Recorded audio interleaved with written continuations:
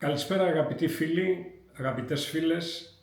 Συνεχίζοντας την επιτυχημένη σειρά podcast, σήμερα θα παρουσιάσω ένα πολύ ενδιαφέρον περιστατικό από το αμερικανικό περιοδικό της πλαστικής χειρουργικής, το τελευταίο του τεύχος, και αφορά στην επιπλοκή που παρουσιάστηκε σε μία ασθενή μετά από έγχυση ιαλουρονικού στο πρόσωπο και πώς αυτή θεραπεύτηκε χρησιμοποιώντας ένα φάρμακο που δεν έχει χρησιμοποιηθεί για αυτό το σκοπό μέχρι σήμερα.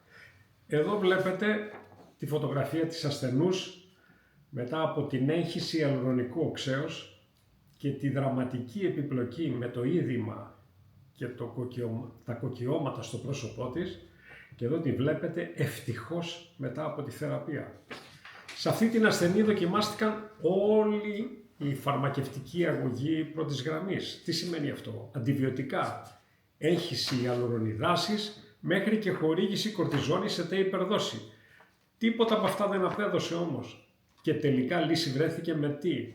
Με το φάρμακο μεθοτρεξάτη, που είναι ένα ισχυρό άνοσοκατασταλτικό φάρμακο και το οποίο έδωσε τη λύση στην ασθενή αυτήν μετά από νέα έξαρση που παρουσίασε η ασθενής κάνοντας το εμβόλιο αναμνηστικό COVID.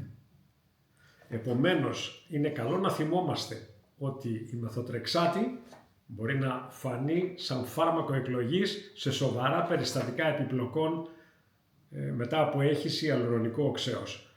Όταν δίνουμε μεθοτρεξάτη πρέπει να ελέγχουμε υπατική και νεφρική λειτουργία, γιατί είναι υπατοτοξικό και νεφροτοξικό. Επίσης προξενεί καταστολή του μυελού των οστών. Αυτό είναι καλό να το έχουμε υπόψη μας.